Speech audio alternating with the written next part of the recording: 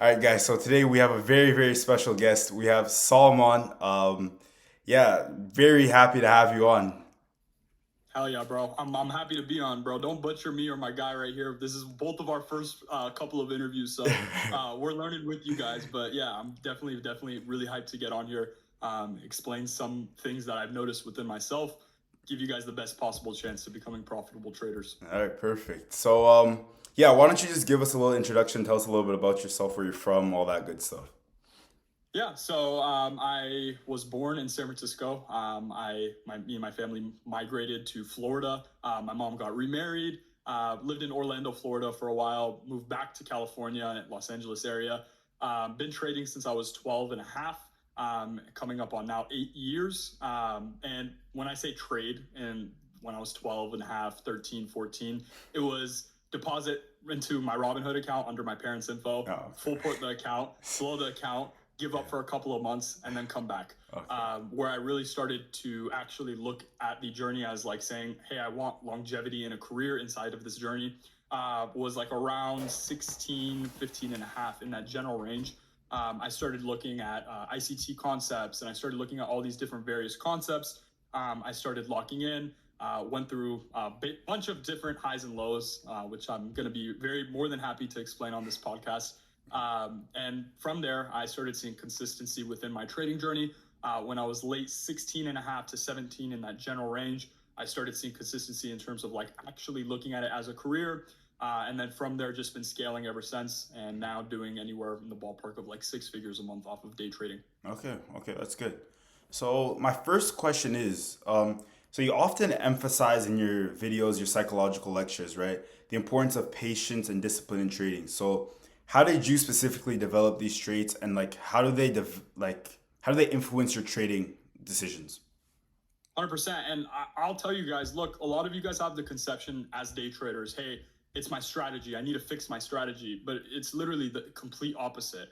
If you have no emotional or psychological control inside of day trading, you will literally amount to nothing. And this is a thing, unfortunately, it took me a long time to realize, and it takes a lot of people a long time to realize. It is literally everything. That saying that every single profitable trader says, it's 90% psychology or 95% psychology is so true. And there's actual truth within that. Because I'll tell you guys, look, throughout my entire journey of unprofitability towards profitability, I realized what all of my individual psychological problems were in terms of discipline and self control.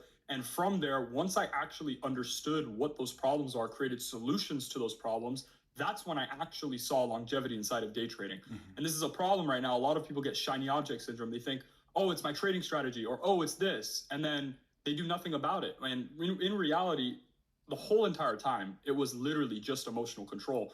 And I faced and struggled discipline for so long in my life, especially at a younger age. I was 5'8", close to 200 pounds when I was younger. I had to basically reshape and reform my entire body. I had no discipline with any aspect of my life. I would have laundry sitting in my closet for a couple of weeks at a time. I would have dishes in my room. Those little things you don't think affect your trading has everything to do with trading, because how you do one thing is literally how you do everything, right?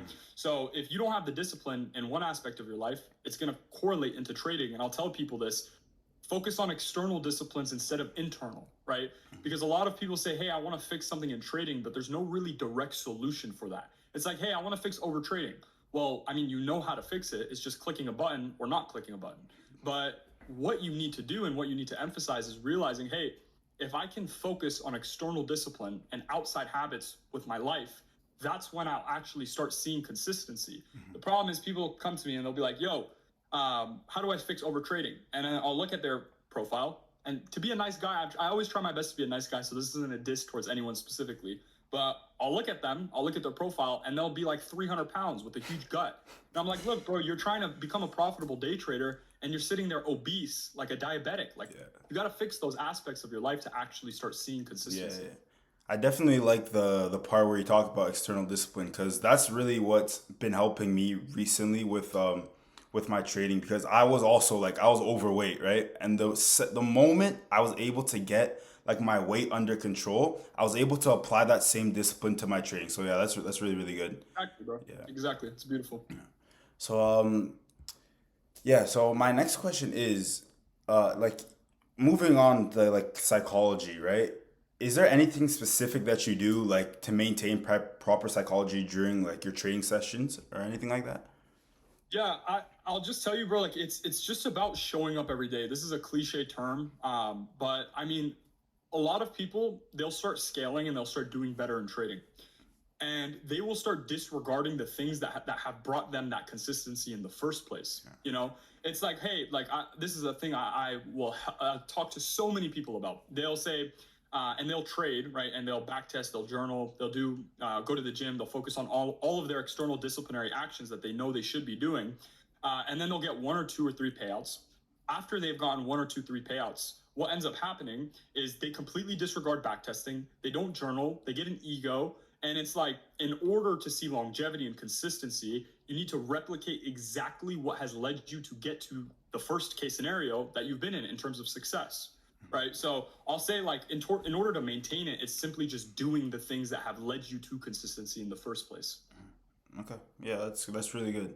Um, yeah, so can you walk us through like your trading routine, like from the moment you wake up to the moment you're executing on the charts? Yeah, 100%. And to be honest with you, recently I've been prioritizing more my Discord and helping my Discord members out. Okay. So in terms of day to day right now, it's different than what led me to profitability. Okay. But I'll tell you guys what led me to profitability in terms of day to day routine.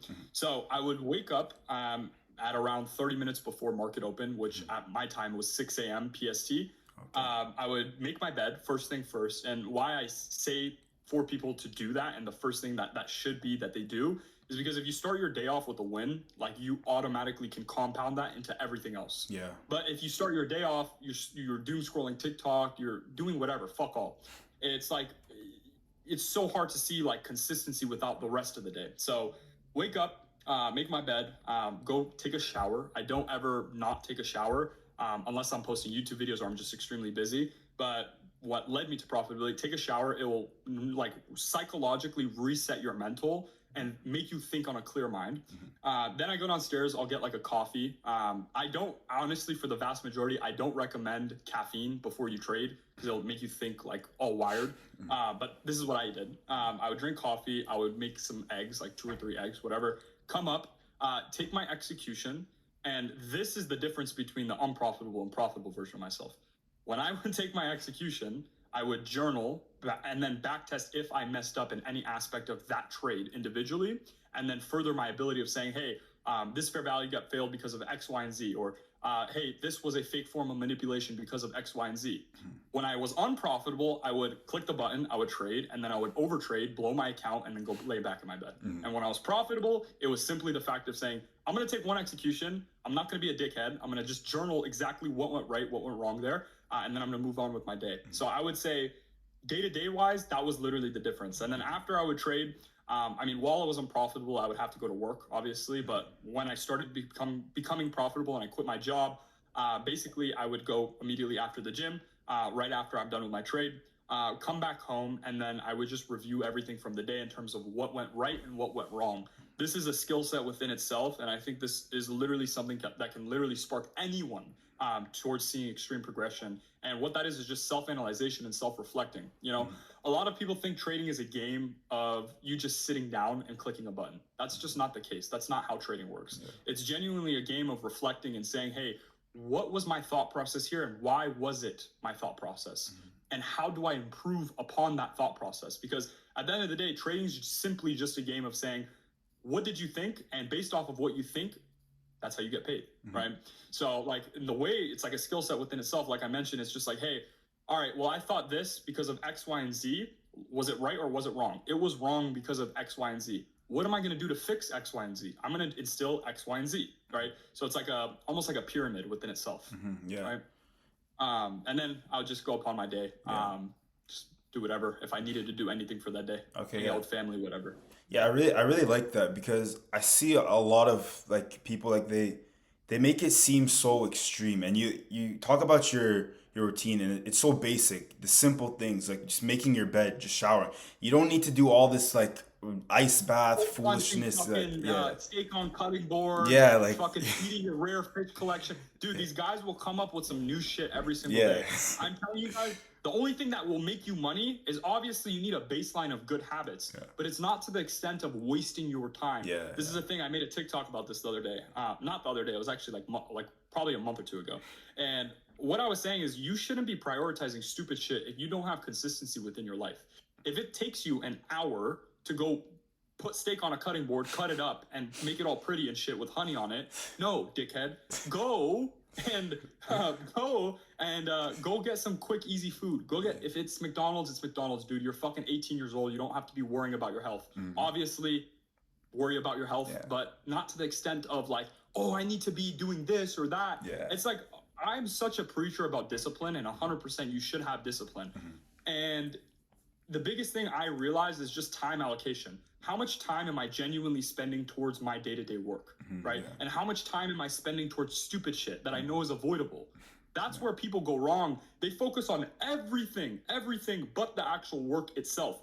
I have a friend. This is my friend. If you're watching this, I love you. I wish the best upon you, but I have to air him out a little bit. I have a friend. I used to have a marketing agency that I scaled to like roughly $30,000 a month. And I showed him how to start a marketing agency. He was stuck on his website for 3 weeks. And this habit is literally the habit that keeps everyone broke. To relate it to day traders, I mean, you'll be sitting there back testing for 6 months, scared to jump on an eval. And it's like, no, bro, you will never understand how to better your trading ability if you're never on data and collecting data that is actually applicable towards you making money. You know, so people will just sit on like an eval for 6 months, or they'll sit back testing for 6 months. I'm like, no, I encourage everyone to jump on actual money or possibility of making money as soon as possible, because you are a different person, right? It's like person A, person B. Either person A is on eval or back testing, I meant to say, and then person B is on eval. A completely different type of person, right? So, yeah. Okay, yeah, that's good. So, so at 19, you're 19, right? 19 and a half, 19 and 3/4. I turned 20 in less than 30 days, like 28 days. Okay, so you're 20 pretty much. So it's Yeah. still very young, and you've achieved a lot of success very young. So like, what were some of the challenges that you faced early on in your career? Because you're saying you started trading from 12, and you know you were blowing your account and whatnot. But like, what are some other challenges you faced in your trading journey? Yeah, I mean, I was fat. Man. Like that was probably one of the biggest ones, because to be honest with you, bro, I was fat. I didn't get any girls at that age time, and like everyone around me was getting girls, and that psychologically fucked with me. You know, like it's obviously funny to talk about now because it's just not the case anymore. But back then, it really, really deeply rooted psychologically fucked with me, because it's like, hey, like you see everyone around you doing something, and you can't get the thing that group of people are looking to get, and you're just sitting back. It's like, well, where did I go wrong, right? Why am I not worthy enough, right? So worthiness was one. Number two, my father but separated with my mother at a young age, and that was a really, really, really mental journey or hurdle, I guess you could say, that I had to go through. My mother was single up until I was like 4.5, and then she remarried to my stepdad. My stepdad's a G. I love my stepdad. He's a beast, and he helped me kind of along the journey. We had our ups and downs with any relationship, but that was probably one of the biggest struggles. Resentment towards my dad, and I just learned to forgive him after a certain amount of time. And I'll tell you guys, look, especially in day trading, you guys might have bad relationships with family, friends, whatever. But once you make it, you should just learn to forgive and forget, right? Or not forget, but more so over forgive, right? There's a saying, it goes, learn to forgive, but never forget, right? Understand what happened with that relationship, of what went wrong with that relationship, but also forgive the person, right? You shouldn't hold deeply rooted hatred towards people, because that will only affect your trading, right? Like, for example, like, hey, like I could have said, I'm going to execute. I need to make money because my dad left me because of financial issues, and I want to make money. It's like, okay, well, if I trade like that, I'm always going to be with a revengeful mindset, which will cause me to overtrade, over leverage, do stupid and poor mistakes. This is also another thing I see a lot. I see a lot of people get out of a relationship and they'll contemplate ending their life or some horrible thing like this. And that only affects your psychology while you execute, because now your trading journey as a whole is derived off of the basis specifically of trying to prove someone wrong. And if you trade like that, it's like, hey, like you're gonna say, oh, I'm gonna show her, or I'm gonna show her why she left me, and it's like then that's when all the revenge trading happens, the over leveraging, the over trading, and all the bad habits that come with it. And the another thing that I just experienced, I mean, I had two really, really like huge like run ups and then come downs really fast. So when I like between 12 and 15, I was an options trader. I would just be trading options. I didn't really know what futures was. And I would be depositing into my Robinhood account any money that I had. I saved up like $3,000 between birthdays and like all that stuff throughout my entire life up until like 12 to 15. I deposited 1,000, blew it all. Deposited another 1,000, blew it all. Deposited another 1,000, blew it all. And then I had no money, and I was like, at this time, I was like 13 and a half. And from there, I just kind of just gave up for like a year because I was still 13, bro. Yeah. Like no Like, what do you 13-year-old know? is Yeah. like gonna say, oh yeah, I'm locked in. Yeah. But yeah, so I gave up, and then I came back when I was like 14 and a half. I got my first job as a busboy at a Middle Eastern restaurant.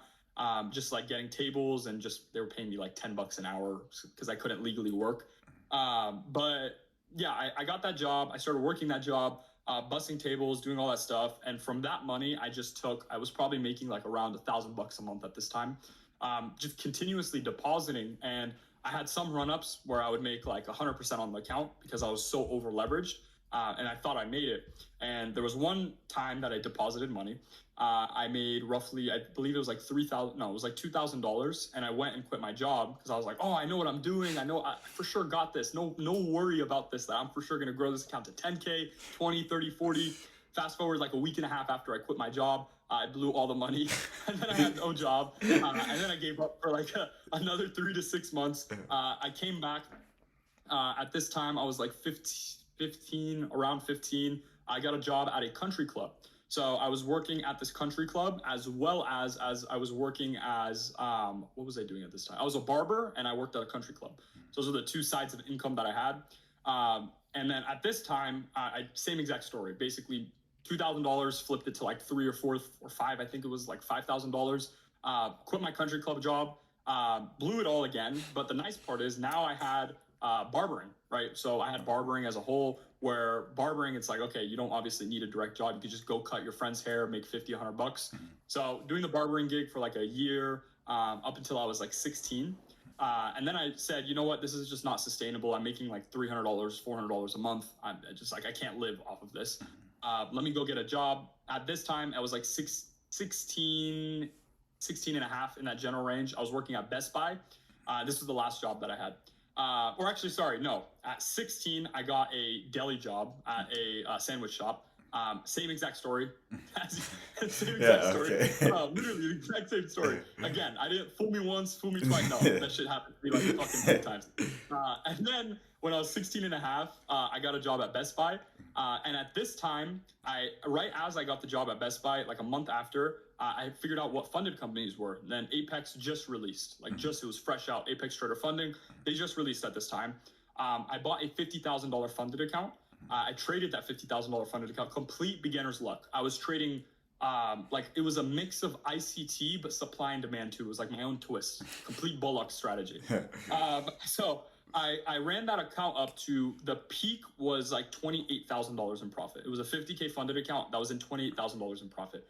I secured 2 payouts off of the account, bringing the account balance down to 24,000. And then the day before I blew it all, I made like $1,000. So it was like 25K at this point.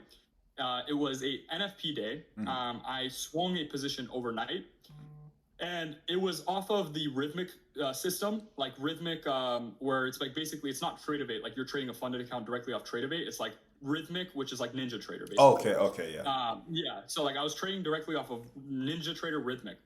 I set my limits out, everything. I thought everything would have been fine. I went to bed around like 3 in the morning, and I think NFP dropped at like 5:30 or something like that, or 6. Something like that. So I woke up in a complete sweat. Like this was like, I think like 2 hours after the release. I went to bed at 3, and then I woke up at like 8 my time or something like that. So I got a couple hours of sleep. I woke up in a complete sweat. My heart like literally felt like it was gonna explode because I was like, oh my God, I forgot to check on the position. I go sit down on my my computer at this time, the desktop computer, and I was sitting there, and I was like, whoa, it says $50,000. Because I had my stop loss set. I was like, yeah, for sure. I have my stop loss set. There's no way that nothing could go wrong. But it said $50,000. Sometimes what happens on NinjaTrader Rhythmic is the connection disconnects and then it'll just say a flat number. So I was like, oh no, I'm not tripping. Like it's the connection error. Okay. Whatever. Yeah. I close off NinjaTrader. I open it back up. I connect at the top. There was like a little connection button. I connect the account back up. Still says $50,000. At this point in time, it was to the point where I started hysterically laughing. Like I thought I was fucking going crazy. Like seriously, I was sitting in my desk and I was just hysterically laughing. Like I was going batshit crazy, fully batshit crazy. And I would say it took me like the following day to really realize like the actual settling feeling happened internally. Yeah. And basically what happened with that entire thing was I had my stop loss set, but the news candle was so volatile that it didn't fill my stop order, and then it liquidated the account. Oh and I contacted support. That's basically what they told me. And I was sitting back there after that email, and I just fell into the worst mental depression I have ever faced in my life. Yeah, a lot of people would, yeah.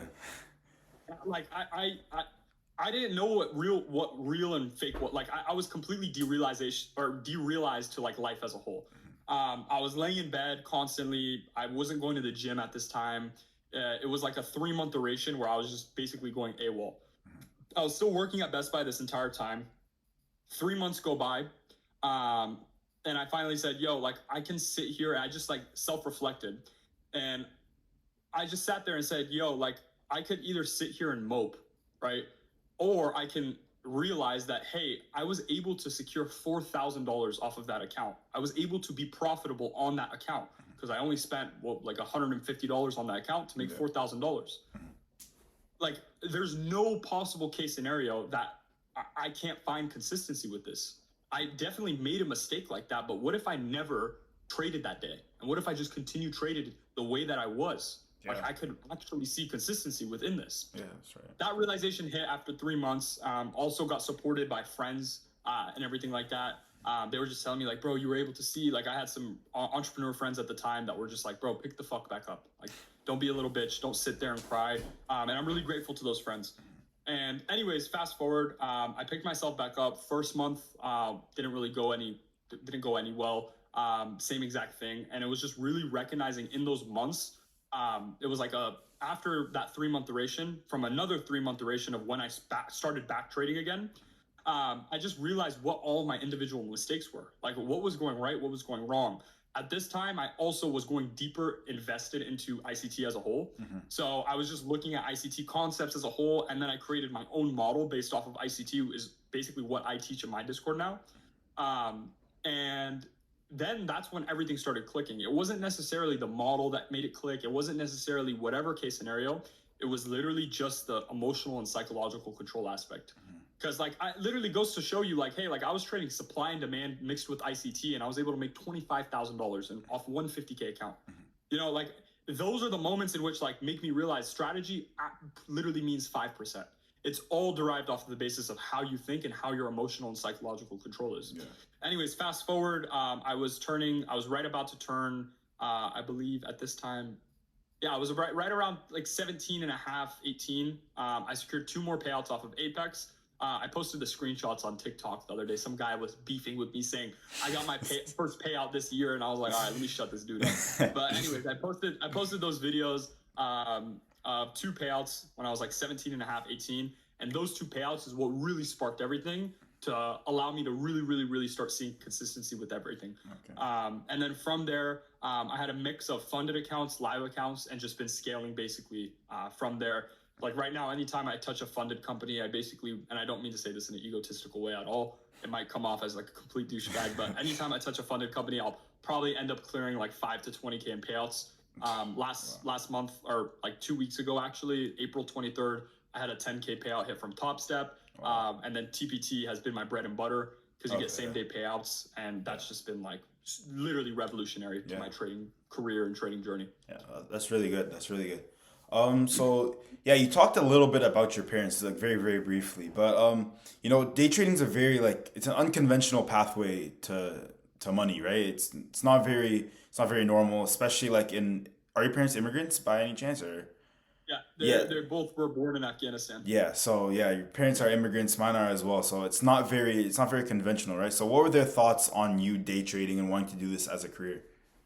Yeah, most definitely. I mean, with my parents specifically, they weren't hating towards it. Like I see a lot of immigrant parents where they genuinely think it's gambling. But my parents weren't also like the most supportive. You know, they Mhm. weren't like, hell yeah, go do it. They're like, like I mean, yeah, if you know what you're doing, like you know, you Yeah, got it. okay, Like I they feel were in you. that kind of like general ballpark. Yeah. So I got blessed like that, and it's also because my stepfather is an entrepreneur as well. So my mom kind of looks at my stepdad and is like, okay, well, he's an entrepreneur. He knows what he's doing. Mhm. Salman wants to become an entrepreneur. Like, so we get that Yeah. kind of general gauge. But yeah, no, it's a really difficult one. And I faced a lot of things parents wise. Me and my parents would go back and forth all the time while I was trying to build myself because I completely told them, hey, I'm not going to college. Like, I literally told them, hey, I'm just not going to college. This was a huge battle because Yeah. even though my family is like entrepreneurial based, they still are very very supportive of the idea of college. Yeah. And yeah, we went through a lot of shit there. And when I was 18, right in college, around community college, I went to a community college locally. I went into community college the first day. I walked in, and I saw everyone around me. I saw how depressed and low energy that the entire room was. And I literally got up out of my desk. It was like straight out of a movie. I got up out of my desk. I told the teacher, I'm like, hey, I'm in the wrong class. And the whole class starts laughing. I walk out of the class. I'm like, I'm never going back there ever again. There's no chance in hell that I go back. So after convincing, I told my parents, like, hey, like, I'm gonna do community. I'm gonna do community classes online. And they were like, oh, okay. I signed up for community classes. I paid like the $300 or whatever, and then I just didn't ever do it at all. And I just told myself at this point in time, I was making like 15K a month and around there. Mhm. So I was still making like a decent amount off trading, not the amount to really sustain yourself, really. In my opinion, that's arguable. Some people say 15K a month you could sustain yourself, but that's for another topic. Mhm. But yeah, so I was making around 15K a month at this time, and I just told my parents like, look, I'm making all this money. Let me go online with my classes, and they were like, yeah, that's fine, whatever. And then I just never went back, and just scaled from there. And now they know, obviously, I'm not in college, Yeah. but like not like I mentioned, not to say this in an egotistical way. I'm making a shit ton of money now, so I just show them, hey, I'm making this amount of money, Yeah. and they're like, yeah, go do whatever the hell you want. Right? Yeah. So What can they really say? Yeah. yeah, they can't. They Yeah. can't. Like, yeah, thank God. Always thank God, alhamdulillah. But everything I've been making a lot more recently, especially, that's helped them digest that. Like, hey, like I'm not gonna go back to college. They're like, yeah, that's Mhm. fair. Okay. It just doesn't literally make sense. Like on an hourly basis, how much time to dollar amount ratio it is. Yeah. I The ROI calculated it, is and it's just yeah. literally fucked. Yeah, Yeah. it's just terrible. But yeah, I mean, to answer questions like more reference, because I didn't really talk a lot deeply about it, but like what I recommend for you guys and the structure I would follow with you guys is number one, do not tell your family that you day trade. And the reason why that is because of the fact that they're going to be on your case about you day trading. And number two, they are going to mess with your emotions, right? I was blessed to, this didn't happen to me, but I was blessed, and I see people and people come to me constantly and ask me what to do in certain case scenarios with their family, and I'll see the craziest things. Some parents are so unsupportive of their children where they say you're a failure, you're a gambler, you're these crazy terms, right? When you're trying to build a career inside of day trading, and you have to think about it on a logistical basis. How do you think that's going to affect your trading? Right? It's going to literally tarnish your ability to trade. If your own mother or father, right, your closest person or being to you in your life is saying you're a failure, that's going to make you emotionally trade to say, I'm going to prove them wrong, right? Like to analogy I repeated earlier with relationships as a whole, if your whole backbone basis is to prove someone wrong and you're trading just to prove someone wrong, you are going to make the most illiterate, stupid decisions on the planet. Mhm. It's going to be completely emotional. You're not going to think rationally. You're not going to think logistically in any case scenarios. And that is what leads people to basically blowing accounts, over leveraging, over trading. It's all these little knickknack things that no one takes into account. They just think it's strategy and what's the best fucking fair value yet. No, that's not trading. Mhm. It's like these are the little things psychologically in your head that I realized through my journey. And that's exactly why I even came onto YouTube as a whole, is because I know so many people that literally go through these exact same things, Yeah. you know? Yeah. So, yeah, let's say somebody comes up to you, complete beginner, and they're like, yo, Salman, I want to learn how to trade. What are some of like the foundational skills that you would tell them to learn first off? Yeah, I would say I had a couple people recently, especially because of my social media takeover, I guess you can say. I mean, not takeover because I'm still small, but like social media growth. Yeah. Say like, hey, like, I want to start day trading, and they're IRL people like that I know, I've been friends with, and I test them individually to see if they're even worthy within themselves in the way that they think. So, for example, I'll say, hey, I'll refer them to TGR's bootcamp or like something minor that can get their basic knowledge foundation down. And I'll say, okay, once you're at the end of TGR's bootcamp, text me when you're at the end of it. Not a single person has texted me back. Not a single one of my friends IRL have texted me back. And like this is with everyone in life. And people will sit and complain about how shit their life is, and they'll put no fucking effort into it. Yeah. It's like, my G, you can't even sit down and watch videos and you expect to be a multimillionaire off one of the hardest things to pursue. Like, do you think that's realistic? No, it's not realistic, you know? Like, so it's like, that's a test within itself that I just test people on. Like, someone comes up to me, I'll say, all right, go try to watch TJR's bootcamp start to finish. If you are incapable of watching TJR's bootcamp start to finish, you are deserving of nothing, right? So that's the first thing. But in terms of like telling people like, yo, this is what I would do if I were to restart, I would say get a baseline understanding about how the market works. What is liquidity? What is consequent encroachment of a range? What are like general ranges, and how do we identify them with like a fib, right? What are fair value gaps? What are order blocks? What are like these basic terminology you need to know and understand? Once you have a basic understanding, the second, I'm not saying the second, I'm saying literally the second, mentor up. Go pay for a mentor. And this sounds biased because I am a course seller, and you guys hate course sellers. I know everyone watching this is probably hate course sellers, but the reason why I say that is because you don't know if the mistakes you are making are actual mistakes, or if they're just whatever the case is. Like, you don't know if the mistakes you are making are proper or not proper, right? Okay. And the only way that you'll know that if you're doing a bad habit or a good habit is if you have someone that has experienced what you have experienced individually. So for example, like the difference between some of my students, they'll join up and they'll be like, yeah, I just can't look at price like this, or I can't do X, Y, and Z scenario. And I'll be like, yeah, just do X, Y, and Z, right? And it's like a simple plug-in solution for their individual problems that then they are able to see consistency faster. I'll tell you guys, I never got a mentor. Besides ICT's free stuff, I never got a mentor. And the reason why that is, I never paid for a community. I never paid for anything. I just thought everyone was dorks. I would look at these mentors and I'll be like, dude, this guy's fucking obese, or he just looks like a dork. I fucking hate him. Yeah. Like I just had hatred in my heart back then, where I just was like, bro, how do I respect and how do I learn from this person if he looks like a cheeseburger? You know what I mean? Like, there's no fucking way that I can sit here and listen to this dickhead. Yeah. So I can understand why you guys feel. I guarantee you a lot of people feel that same way. But I would just say, like, I don't even care you choose me or you choose another person. Choose a mentor that has reputation for bringing people towards profitability, right? Like me personally, I literally will post one bumble clap payout a day. And like, just find someone that actually is consistent with student results. That's the only metric you need. You don't need to know, hey, is that good dude a really, really good trader? Or does he know what he's doing? Does he have a lot of payouts? Obviously, he needs payouts to be a teacher, number one, first off. Yeah. But second thing is like, okay, what are his students doing, and do they have results? That's the most important thing. And that's the main thing you should care about, because you're joining his mentorship as a student. So if he has student payouts, that's good. If he doesn't have student payouts, why the fuck would you ever buy his thing? Yeah, true. Right? Yeah. So, yeah, I mean, I went on a tangent there in terms of yapping. But no, it was good. Yeah, I really like that, because like, even if you think about it in real life, like when you're born, you have parents for a reason to guide you on the right path, right? And it's kind of the same thing with a mentor, because you'll never know what's right from wrong. You'll go watch like Mamba FX or something like that, and you'll never know that you're doing something wrong, right? So yeah, no, definitely. I 100% agree with you. Yeah.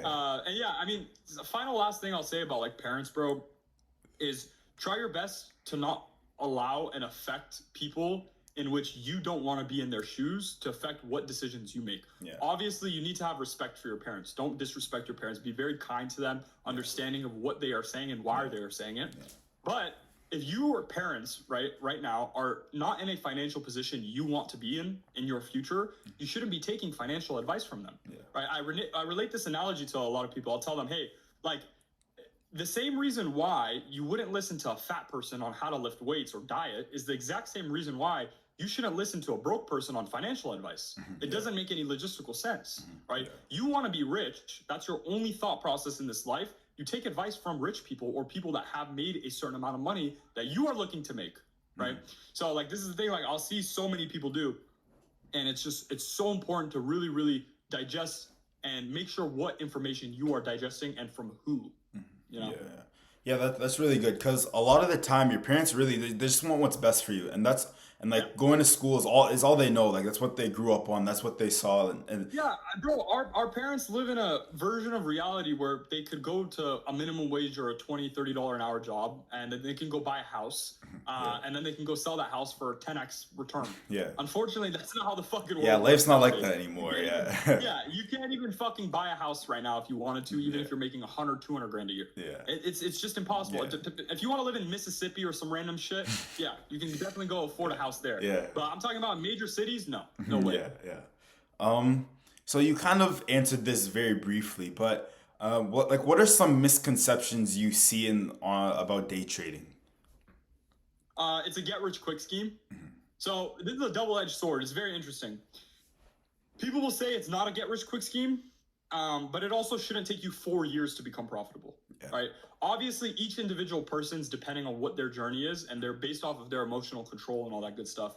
But what I'll tell you guys is it shouldn't take 4 years to start making money, and you won't make money in the first 2 weeks, right? I want you guys to realize anything worth your actual time and value is going to take a good amount of time. A good amount of time in the ballpark of 6 months to 2 years, depending on who's teaching you, or if you're going lone wolf. If you're going lone wolf, you're going to expect to be on a much longer journey. That's why it took me 4 years, because I had such an inflated ego to say, oh, these guys are dorks. They don't know what they're talking about. I don't want to listen to them. That's why it took me so long, you know? And then a lot of people have the conception of they'll get their first ever funded account, and they'll think they'll even maybe get their first payout off that first funded account. And then they think they can just get a payout anytime they touch a funded account. That's not reality. What truly makes a person profitable is discretion, right? And where discretion comes from is off of the basis of chart experience and chart time. So the more chart time, chart experience you have, the more profitable you'll become. And the reason why that is I like explaining price action as like a language, right? You start speaking that language more, you become more fluent within that language, which then allows you to speak the language better. Chart and price action and technical analysis is the exact same way. You look at lines on a screen long enough, you understand what those lines on those screens are doing and why they are doing it with intrinsic meaning. Unless you're just a supply and demand trader, then you're just fried. But if you have to have a brain and you're trying to learn, then different story. Okay. So this is my final question, pretty much. So, looking ahead, what are some of your goals and like your aspirations for trading? Like, what do you want to get out of trading for your life, pretty much? Yeah, most definitely. This is one I've been self-reflecting on more recently, and I've actually implemented some things individually that are going to take place like in the next couple of months. And basically, what I'm getting at here is like I'm probably going to veer away from funded companies and prioritize my live account more. Number one, and I have 2 live accounts right now. I have my live account for futures trading through Tradeovate, and then I have my live account on Robinhood, which I want to prioritize trading in a different format. And what I've recognized is what people do once they get a lot of capital to trade with. I'm talking about like $200,000-$400,000 to trade an individual position at a time. Is they will go into the markets on an individual stock, make 20-30% on that individual swing position, and then I mean, look, 20-30% on 300 grand, you're making a shit ton of money. That's good and you money. do that once or twice a month. That's it. That's all that I need. So my thought process as a whole right now, I want to get less into the aspect of like risking heavy on every single day, just because I'm kind of burnt out, bro. I've been doing this shit for 7 years now, and it's just like it's awesome, and I'm gonna continue to do it because I can't say no to free money, obviously. But it's like, okay, what's gonna get me to that next level, right? I don't want to be like all these dorks that just hit 100K a month and then go buy a Corvette, get a high-rise Miami apartment, and just sit there in life. That shit is so stupid to me, bro. I'll see those people, I'm like, bro, you're talking about you've made it. Dude, you're like on the bottom of the barrel. Like, I want to achieve $100 million before 30. And I'm thinking in my brain and to my head, like, what's the most realistic way I can actually achieve large sums of capital? And I just see it more so over off the basis of just swinging stock and making that 10, 20, 30% while depositing simultaneously based off of my income. So like right now I'm depositing anywhere from like 10, 20 grand a week into my Robinhood account to just continuously build that account up to being able to, I think, hopefully by the end of the year, I'll be able to achieve 7 figures in that individual account. But yeah, I mean, who knows though? I was thinking my members were begging me to do like 30 or 40 funded accounts at once and copy trade those accounts at once and just try to go for like a 2K payout per account. And I also want to like just shut everyone up because what I also notice is like there's a lot of people who chat about me, my trading ability, whatever. And the best way to do it is just like something crazy, just like end off with a bang. True. And like these people, right? Like Trader Kane, good fucking, he's an absolute G. Yeah, beast. Not a single person questions him. Jade Cap, not a single person questions him. They're also in the millions of dollars in payouts, so I'm not there yet. one payout. But if I can clear like a 6-figure payout, just to shut up everyone and just get them off my dick. Like I think I want to do something like that. Yeah, fair enough. Yeah, that's something I see. Like people have such like limiting beliefs when it comes to trading. Like this is like infinitely scalable. Like 100K a month is really good, but there's so much more money to be made. Like people are so rich in the world. Yeah, like I have so many friends that are just like they genuinely just shit on me in life. Like there's a lot of people think I have money. Motherfucker, there are 18-year-olds with $10 million off of me. It's insane. Yeah. Like, I know people actually, they've showed me wallets with 5, 10, $15 million in it. My other friend just raised money from a company.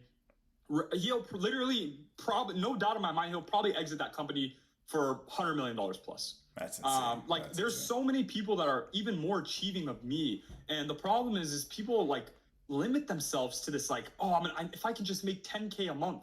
Bro, what the fuck? 10K a month? Yeah, that's bro. Like I was nothing. making that when I was like 17. You know what I mean? Like, you gotta think big in order to achieve big. If you think in such a capped mindset, you will never be able to go over that capped mindset.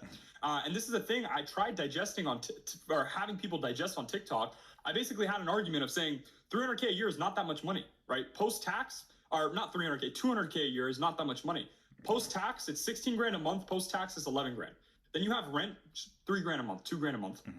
Then you have life expenses. Let's just say 5 grand a month. That's the median spend of like an average single dude. Yeah. I mean, you're left with like 3, 4 grand a month. You're not paycheck to paycheck, but my G, what are you gonna do with 3 or 4 grand a month? You know what I mean? You're gonna invest it and retire with $1 million when you're 60. If that's your version and your definition of success, by all means, my G, go achieve greatness. But I personally need to make $100 million before 30. It's Mando. Like I have now coming up on 10 years in a month to make it happen. I think I can make it happen. And only time will tell and only God knows. So that's my plan, scaling wise and all that good stuff. So I have one more question. It's not really for me, but it's for the rest of the people watching. Audience. Yeah. What would you say to traders who get no type of buns? What would you say? Dude, don't focus on girls, bro. Seriously. Dude, girls will do nothing but fuck with your psychology. They'll do nothing but drain your pockets. It's literally a lose-lose case scenario. You get some buns, you have fun at night, and then you're left with no pape. And on top of that, you're left with terrible psych control. Yeah. Like, bro, I don't know. Look, I can understand you want to go have fun with your dudes, with your homies. You want to go out. Fuck it, bro. Go out. You're young. Why not? But getting in a relationship, that shit's complete bullshit, bro. Complete bullshit. I had to stop myself like 4 times from getting a relationship, and I'm so fucking happy I did. If I didn't, bro, I'd probably, dude, I don't even know. I would probably be in the exact same shoes that I've been in. And like, dude, I'll see the craziest shit happen. Some of these dudes out here, they'll get in a relationship, bro. They'll get a fucking leash on them. They can't even watch ICT videos because their girlfriend wants them to come cuddle with them in bed. I'm sitting here like, dickhead, leave that girl. Like, you can't even fucking watch an ICT video because your girl is complaining, oh yeah, you shouldn't be day trading. You're a dickhead. Yeah. You know what I mean? Like, that's the simplest way I can put it. Yeah, I'm just joking. I'm a Christian, so guys, don't go having sex outside of marriage. Wait for your wife and all that, bro. But yeah, that's all I have for you. Thank you so much for coming on. It was a really, really good talk. Really good talk. Yeah. Oh yeah, bro. Appreciate you for having me, G.